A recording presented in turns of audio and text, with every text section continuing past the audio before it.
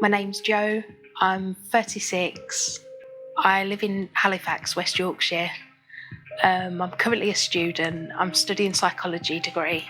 5 years ago, a horrific road crash changed Jo's life forever. In October 2009, I was involved in a road traffic accident.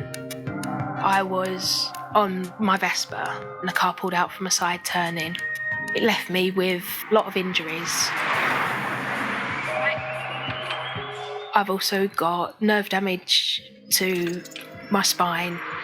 I'm now a wheelchair user. Jo's learning to live with her physical disabilities, but the shock of the accident has left her suffering from severe post-traumatic stress disorder. Someone who has noticed a big change in Jo's personality is her girlfriend and now main carer, Leanne.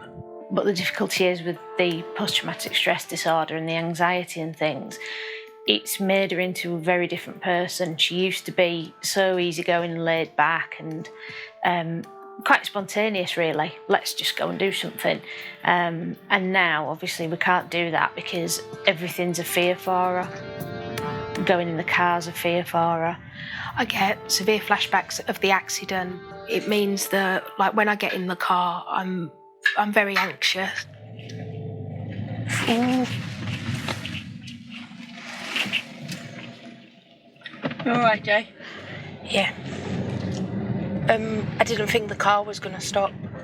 I'm scared if I feel that a car's going to pull out from a side turning now from the left. Panicky because I thought the car was going to just not stop and hit us. Anxious now. She has actually tried to grab the steering wheel before now, and she will reach out and you can be driving along and she'll just shout out or scream. It's like I'm just not in control of, like, me. My palms are sweaty. I just feel, like, shaky. It's like a completely different person. Sometimes we have to, like, keep pulling over.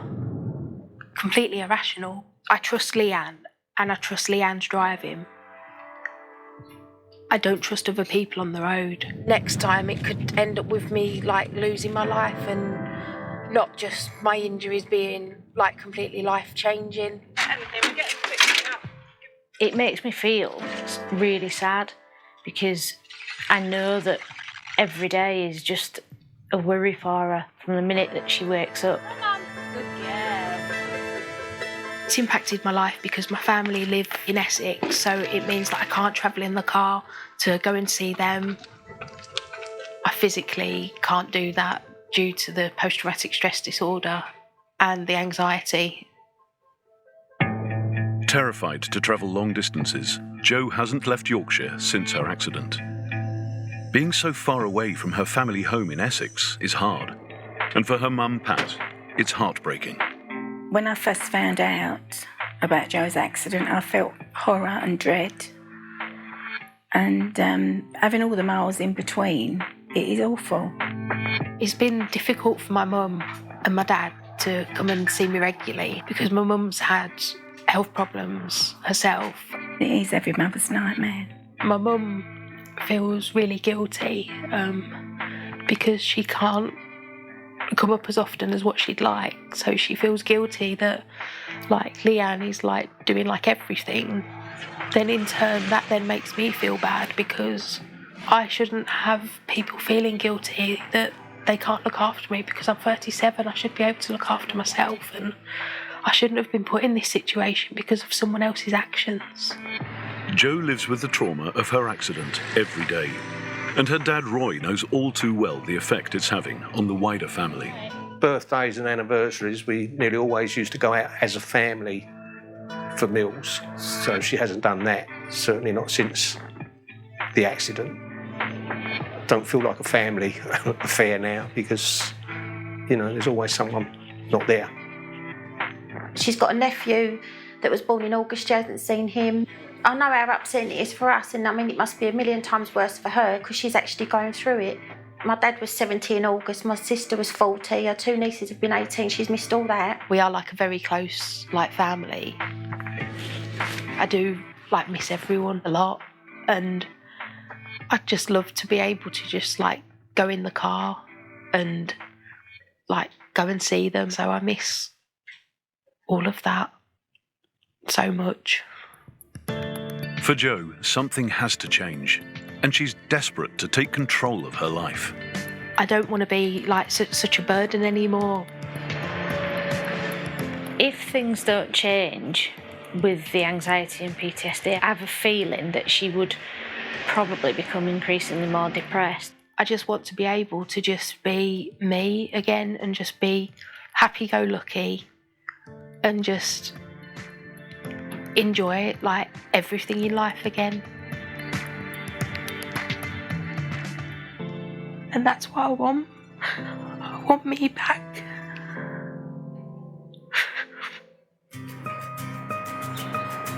It's been 5 years since Jo's made the journey to visit her family. Hello. She's hoping the Speakmans can find a way to help her put the road accident behind her. Today we're seeing a lady called Jo, and she's come and see us because she's suffering with post-traumatic stress disorder and depression since she had an accident 5 years ago. Welcome. Welcome. Are you all right to come in? Yeah. Post-traumatic stress disorder is something that 1 in 3 people, it's estimated, will suffer from if they've had a traumatic experience. The lady we're seeing today, Jo, has been suffering for 5 years, and as far as we're concerned, that's long enough. I really hope that today is the day, and that I can leave here being me again and how I was like before the accident, and that I can go into a car, not be so scared, not be so nervous. Today just does feel as if this is like the last roll of the dice in my life. 36-year-old Jo has spent 5 long years living with injuries from a horrific road accident. I've got nerve damage to my spine. I'm now a wheelchair user. Unable to walk properly, she's learned to live with her disabilities. But the anxiety she's developed after the crash is taking over her life. I get severe flashbacks of the accident. And she's come to the Speakmans for help. I really hope that today is the day and that I can go into a car, not be so scared, and that I can do a whole car journey. And I just hope that I can leave here just being like me again. Thank you both for coming to see us. Jo, tell us, what can we do to help? I had an accident in October 2009 where I was involved in a road traffic accident. Following on from that, I've suffered really badly with anxiety, but in particular, post-traumatic stress disorder.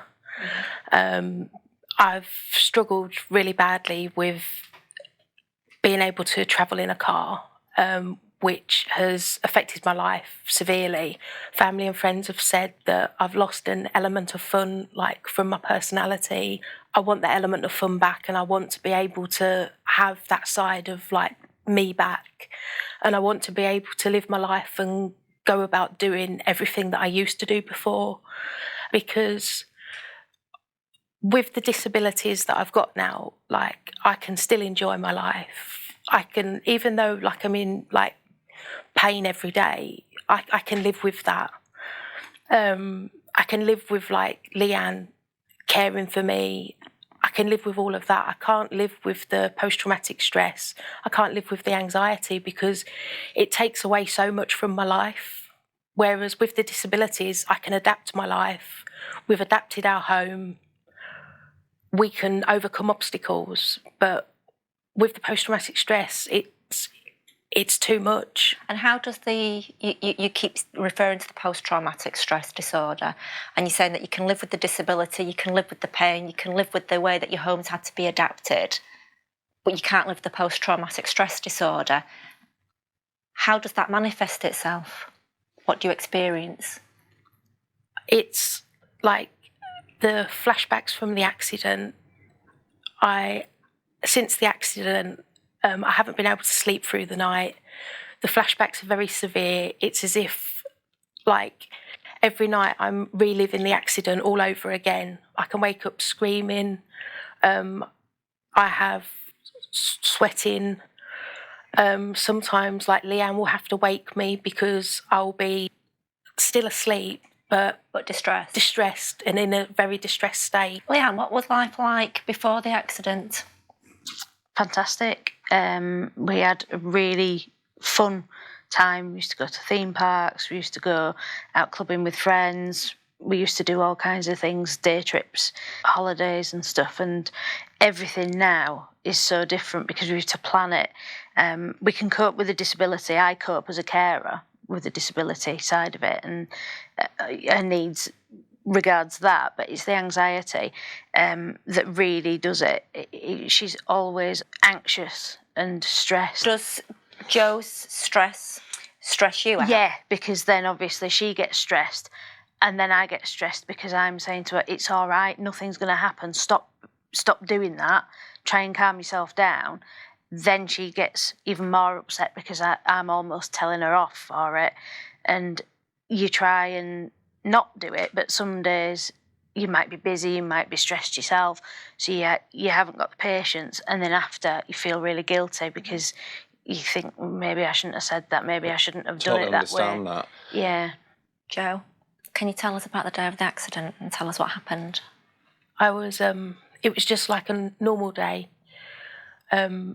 I was just like taking like my normal route, and I was just like on my way to work. I'd actually swapped shifts with someone, so I was actually starting later, so I shouldn't have actually been going to work. At that time I should have already been at work, but I swapped shifts as a favour with one of my colleagues. And I was on like the main road, and then a car pulled out from a side turning. I was on like my Vespa, so I tried to swerve to avoid the car, and then I was then just like thrown from my bike. I then ended up in the junction that the car had pulled out from, and then ended up in front of another car. My head hit the road. So my head took the full impact. And then I was then thrown again, then onto my back. And then just then hit like the road again. I can see it's really difficult, Joe, and thank you. Okay. Could I ask you, Leanne, what's your recollection of that day? I was at work, so I was just going about my day at work, and then I got a phone call from the hospital to say that she'd had the accident and she was really distressed, asking for me, and could I come to the hospital? So I left work and went to the hospital. And what's your initial reaction there? Just shock, and sort of, because she wanted me there, I had to be there. But you don't. And But you weren't told what happened, so you don't know what to expect. No, so I didn't know what to expect really. He just said that she's, we've got her in, she's awake, she's conscious, but she's really distressed. When I arrived at the hospital, she was on a spinal board, so she was immobile, but she was really distressed. Okay. Can I ask you, Leanne, you were saying before, obviously, the day it happened and the phone call, and I was watching you, and what it looks like to me is that you're suffering from that day as well. Hmm. And have you been diagnosed with post-traumatic stress? No. How does that feel when I just say that to you now? Yeah, that's right.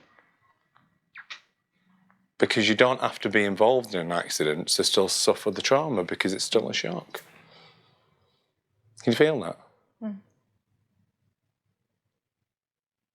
And because you've not been diagnosed, I take it that you've not had any therapy, you've not had any help, you've not had any medication? I'm on medication, but the doctors just say it's because I've got so much going on, but they've not ever diagnosed anything. You're putting on a brave front, aren't you? But as I said before, and I'm not, don't get me wrong, I'm not saying that you don't love Joe at all, because obviously you really, really do. Yeah. But you didn't sign up for this, did you? No.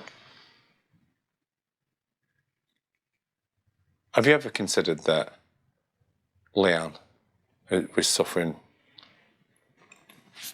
with stress from that day? Yeah, I've spoken about it with her, and I've like said to Leanne about going to the doctors and speaking to the doctor. Do you want to tell Leanne? What this means, seeing Leanne like this? Do you want to tell her what you're feeling? It really upsets me and it makes me feel guilty. Shouldn't. And I don't like seeing Leanne like upset. It's not your fault. I know, but it makes it feel like my fault, because that's why like the accident plays over again and again, because it makes me feel like, what could I have done differently? Could I have swerved another way? And some days I think, would I be better off of hitting the car, and would I be better off like dead, because then you wouldn't be having to look after me. But it's true, you didn't sign up for it. But I wouldn't not do it. But I don't know what to do to make it better. So let me ask you then, if we could give you a gift today, what would it be? To not have me so anxious so that I could sleep through the night, and to have the side of me back so that I've got all my fun side back, and I'm happy-go-lucky again, like I used to be, so that if something happened, I'd laugh about it. It's like if Leanne would drop something in the kitchen, rather than worrying, have you broken it, I'd laugh and say, what have you done? If that makes sense. Total sense. It sounds to me that you're both living in fear. You're frightened about what's going to happen next, and if another accident's going to happen that can take your life or threaten your life, and Leanne's frightened of upsetting you. Is that fair? What does today mean to you, Leanne? I just want Jo to be able to, like she says, just to relax and just deal with everything as it happens, and not to be worrying about what's going to happen next. She worries about what to worry about next. She's got nothing else, has she? No. That's her purpose. Mm. I understand that the accident, Jo, has obviously turned your life upside down. I know that your mum, because she's unwell, as much as she would like to have been here today, her health now prevents her from coming to see you. So what we've done is we've invited your sister to represent your family to join us today. I'm nervous, excited. I just hope it works for Jo and get better, really, and it'll change her life forever. Debbie, thanks so much for coming to join us. When was the last time you saw Jo before today? Just over 2 years ago. So you've not seen your sister for 2 years? No. And I know that your mum's unwell, isn't she? Yeah, she had a tumour in her throat. We've actually got a little message, Jo, from your mum that I'd like to share with you. Hi Jo, it's Mum. Really hope this treatment works for you. We all love you so much. You know, we love you, and we'd love to see you. We hope that you can be helped, the depression you're going through. We'd love to see you soon. Hopefully it get back to how it used to be. How do you feel about that, Jo? Makes me feel like sad, really, because like I've kept a lot from my parents, but it's obvious that like they've picked up on stuff, and Your parents, they know. Even over the phone, it's like it's obvious that they can just tell from my voice. And how's your mum coping? I've seen her quite a lot. We know when we speak to Jo, she does hold back and doesn't tell us everything. My parents are really upset with the whole family. Debbie, can you tell Jo how you all miss her and how it affects you all? At the family gatherings and that, we just want you both to be there. It's just not the same. Your nieces and nephews all miss you very much. It's just so upsetting because we was a close family growing up. So do you feel like Jo's been taken away from you? Well, yeah, in a way, yeah. Yeah.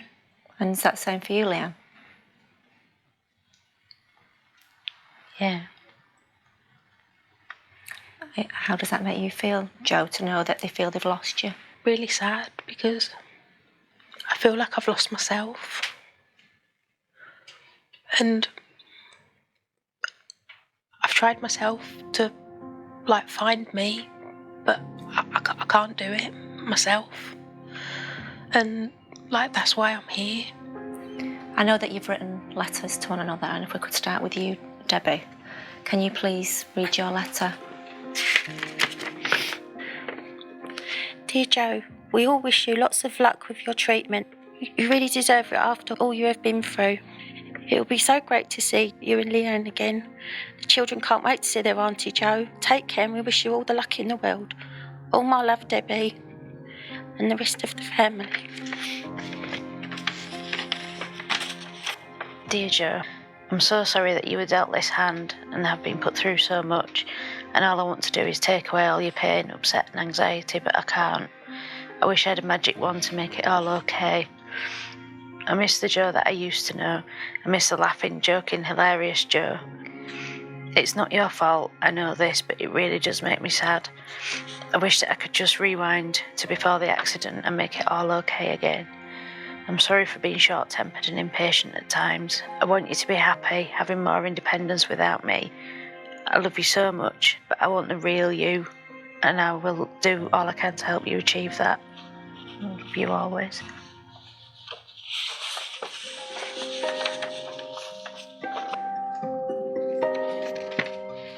I'm so sorry I'm not me anymore. I will win. I need to for Leanne and my family and me too. I promised to work so hard to conquer this and be who I was before my accident. To my nieces and nephews, I am so sorry. I feel like the worst auntie in the world. I've missed out on you all growing up. I want to travel in a car and visit my family and friends.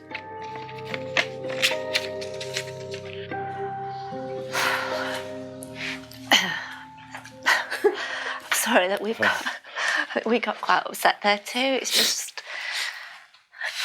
It's really sad. It's really hard even for us, so I can't even imagine how difficult it must be for you all. So can I ask you, are you ready? Yeah. I think 5 years is long enough to suffer. Yeah. Okay. Yeah. Well, Leanne and Debbie, if you leave Jo in our capable hands. We've just finished in mediation. I've got to say that we were both so emotional. The story, what Jo's been through, is absolutely heartbreaking. It's just unbelievable. This poor family have been suffering for such a long time. The mediation was really emotional. I found it really difficult to hear that people found that I wasn't myself. I didn't think they'd pick up on me at all, because I didn't think there was anything wrong. You're suffering from that day as well. Yeah, that's right. I'm just really keen to know how they can help Jo now. Our job for today is to completely alter Jo's perspective of what actually happened.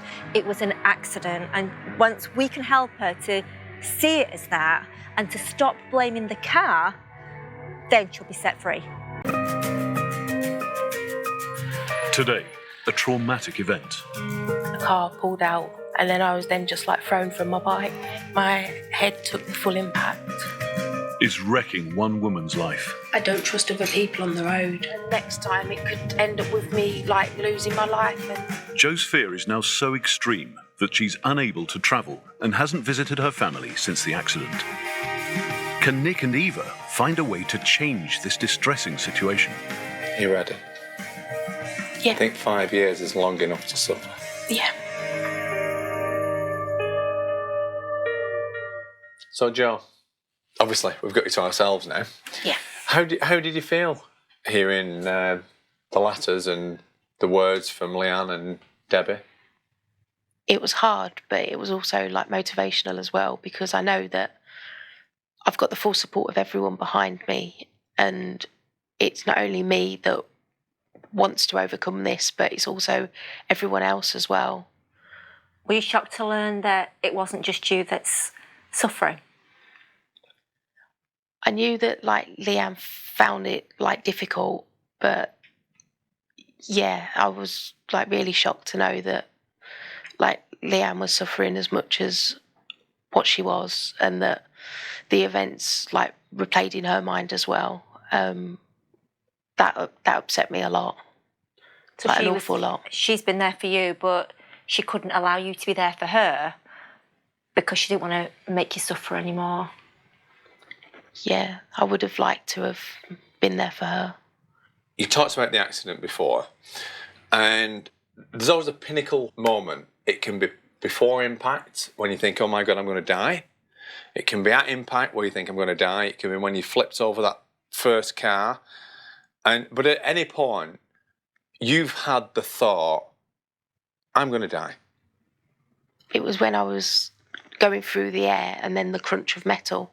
Okay. So in that moment, because our mind is amazing, and what it does in that moment, it says, okay, I'm going to die. But if I don't, what has caused this? Because I need to avoid it in the future. So in that moment, it decides on a cause. What was to blame? And it blames something. Does that make sense? Yeah. But you've got a fear of cars, have you not? So what does that tell you, Joe? Who did you blame? The car. And that's why you can't travel. Does that make sense? Yeah. We know that the moment that you stop blaming the car is the moment that you won't be frightened. Cars don't do anything on their own. A car didn't attack you. Someone was in charge of that car. I want you to be very brave for me, and I want you to consider a different scenario and something that you've never ever considered. Imagine a young woman who's not long passed a test, and she's driving round, and she's still a bit unsure about driving, and she comes to a junction, but she oversteps the junction and then stops and looks, and she sees someone coming up on a Vespa. Bang. She looks round and doesn't know what to do, and she drives off. And she drives off and thinks, oh my God, what have I done? And comes back and then drives off. She's an inexperienced driver and doesn't know how to react, and sees that there's other people there coming to help. And then in a moment of confusion, or whatever that might be, she drives off. This is an imaginary scenario invented by Nick to help Jo start to see her accident in a different way. You see, this accident happened 5 years ago, but until you allow yourself to see it for what it was, then you're coming off that bike every single day. That's exactly how it feels. Today's the day it's got to change. I've got something to show you. You'd not let this go. It happened 5 years ago. You've clung on to it. You've stayed a victim. And we know that when that happens, there's always something that you retain. Souvenir. Souvenir.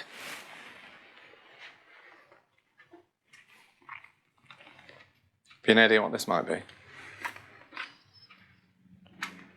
My helmet. When was the last time you saw that? I haven't seen it since the accident. Okay. How does that make you feel? A bit sad. It just brings back like memories of being on my bike, like happy memories. There's an element of being really grateful as well. Because if it wasn't for the helmet, then I wouldn't be here, and I know I wouldn't be here. Can I tell you something that's really exciting? Someone with PTSD would not have said any of those things. Someone with PTSD, and I showed this to them, all we would have seen was anxiety and perhaps panic. What we're seeing is a bit of sadness from what's changed from before the accident. And that's okay. I probably wouldn't have wanted to see it before. I probably would have hid behind the sofa. And you're smiling. Yeah. Just as well we picked the right moment then, wasn't it? Yeah. So, just check inside for me. All your feelings. And just tell me yes or no. Are you still suffering from PTSD?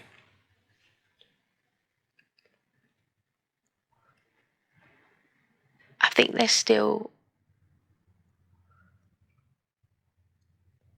an underlying bit there, but I feel a lot better than what I did an hour ago. 5 years versus an hour. Just give it a little bit longer. It's sinking in. Yeah. Okay. Yeah. I'm going to show you something else. I'll get rid of that. So, Joe, this is what I wanted to show you. Guess what all this is? All the celebrations that I've missed. That's exactly it. There's 2 18 birthday cakes there. There's a 40th birthday cake there. There's a 70th birthday cake there. How does that make you feel? Really sad. It shows how much I've missed, and it shouldn't have happened.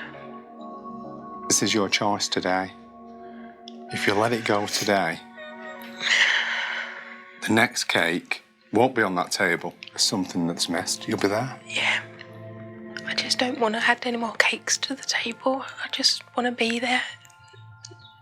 Every other occasion that happens, I just don't want to miss any more. I know it's really hard, Joe, for you to see this, but the reason that we wanted to do this for you was to help you to be strong, and you'll say, no, no more. I'm not prepared to give up on any other celebrations. Come on, let's move on. Yeah.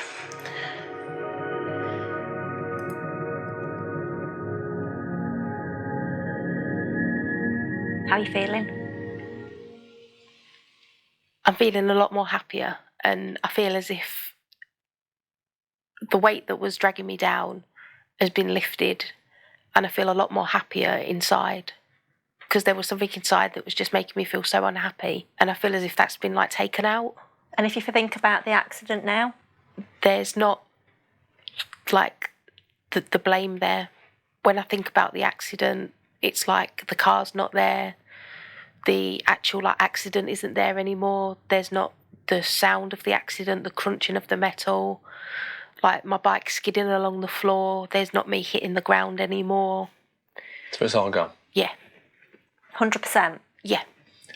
So, the big question is, have you still got PTSD, yes or no? No. The one big thing is that you've missed your family. They've missed you because you've not been able to travel. I'd like you to think now about being in a car and being a passenger. How's that changed? I feel as if I could get in a car with anyone and go on a journey. Well, that's really good to hear. So how do you fancy now, us three, going surprising Leanne? Yeah. Should we do it? Yeah. Brilliant. Should we go do that? Yeah. Let's go! Visual metaphors in therapy are really powerful. So what we did today with Jo was we wanted her to really see all the celebrations that she's missed, to put a line in the sand and say, this is the last one that I miss. She actually said in her words, there is not going to be any more cakes on that table and any more birthday parties that I'm going to miss. She started crying, and that was a massive, massive realisation. And that was the last piece of the jigsaw gone. Post-traumatic stress disorder. There's a myth out there that if you've had it for 5 years, potentially it'll take 5 years for you to get over it. If you've had it for 10 years, potentially it could take 10 years for you to get over it. We believe that's wrong. How long did it take to set up? The accident that Jo had probably took 10 seconds. So why not could it take 10 seconds to get over it? But you're looking mentally calm. Yeah. Stop blaming the cars, haven't you? Yeah.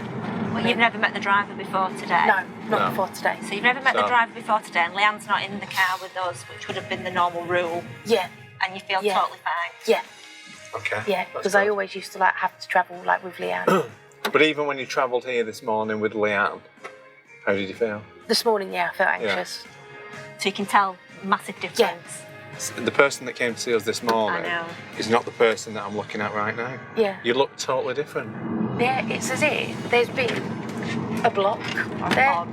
Something's been blocking it, and it's as if that's now clear. Let's And So my question is, have you got anything at all to be anxious about? No. No, nothing. Thank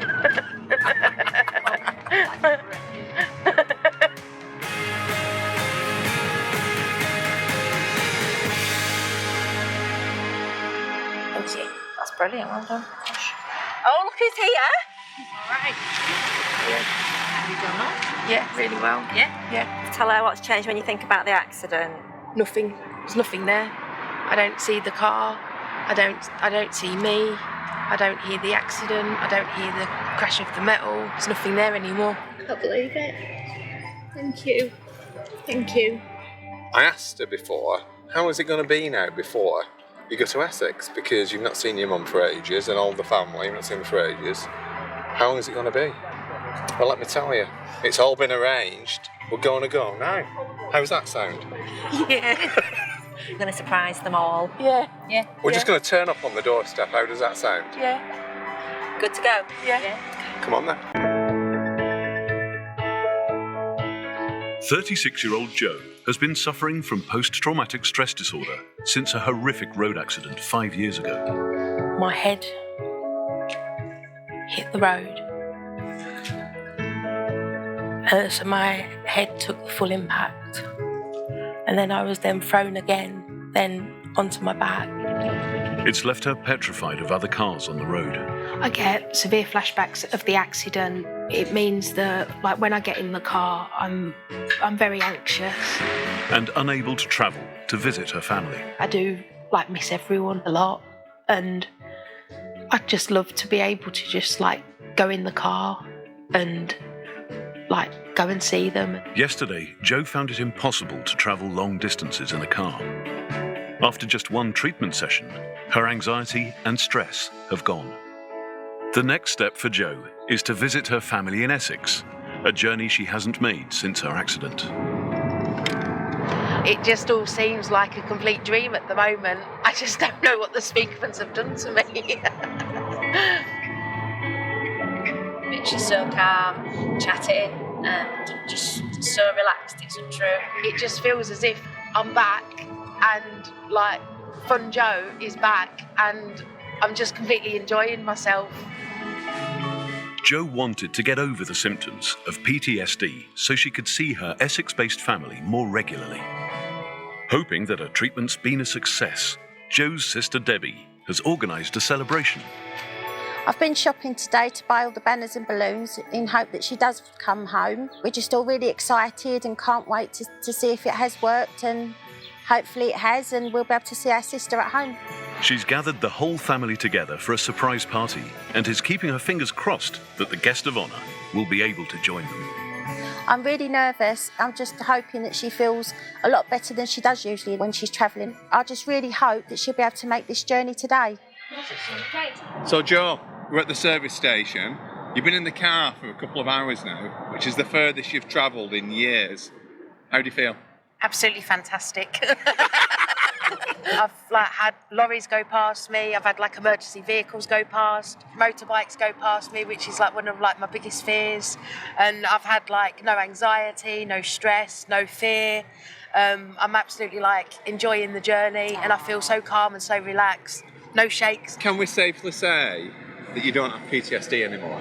Yeah, I feel completely as if I've no longer got PTSD. So the next step of the journey, obviously, is to surprise your mum. Yeah, can't wait. Which I can't wait to do. I can't wait to see her face. Jo hasn't been to a family celebration since she was knocked off her motorbike 5 years ago. All we ever wanted was to have Jo back, you know, with family and, you know, hopefully to be how it used to be.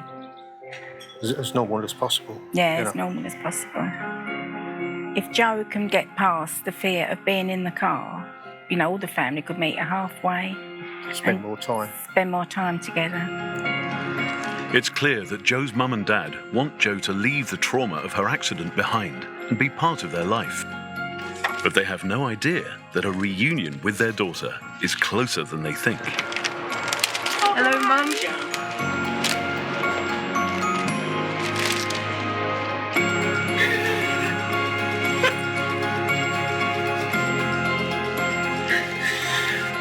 You right? You here? I'm fine. Are you really? Yeah. Oh. Yeah, brought you down. All right.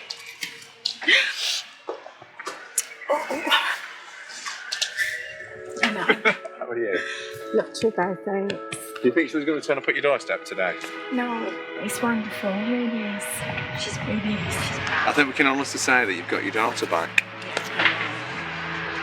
Can't believe it. Can we go for a cup of tea now? Yeah. I've just put the kettle on. Jo's recovered from PTSD in just one day, but the physical healing from her injuries is going to take some time. By just being with those she loves most, Hello. Jo is starting to move on with her life. You look so much different when I saw you in hospital. I look different from like yesterday, like before I started, and then like now. Yeah. And like last night, I slept like right through, and I didn't have like any flashbacks or anything. Nothing. There you go, love. To be released from all those negative emotions, you could see the weight lifted. We've been sat in the car for 5 hours with Jo. She has seen everything that would have possibly fazed her, and it absolutely didn't. Just so excited to see her family. It feels absolutely amazing to be seeing my nephew for the first time. It just hits home like how much I've actually like missed out on, and it just makes me feel that I'm not going to miss out on any more in the future ever again. We just take so much for granted when there's nothing wrong with us, and yet someone can just have an accident that's a moment in time and it can wreck a life for 5 years. It's just like magic. Do you reckon you can make me a size 12? Yeah. You should feel better in yourself Yeah. as well. Yeah. And you didn't get no frights at all. It's marvellous, No, isn't nothing, it? yeah. Really good. Seeing Pat's face, I know what it's like, you know, being a mum. The last thing that you want is to think that your child is suffering and being so far apart from one another as well, and feeling so helpless. And I'm thrilled for them all. You know, this is a new beginning and they all deserve it. It's just wonderful. You know, I never thought I'd see this day, to be honest. It's lovely. She's got some of the sparkle back that she used to have. We've got part of our Jo back now. Really have. From now on, I'm going to live my life with a future. Not just wake up every day, just getting through each day. I'm not ever going to miss another occasion ever again. Well, everybody, you've got Jo back. Back in Essex. So we're going to leave you to party. You've got 5 years to make up on. So I think it's 3 cheers for Jo. Hip hip. Hooray! Hip hip. Hooray! Hip hip. Hooray!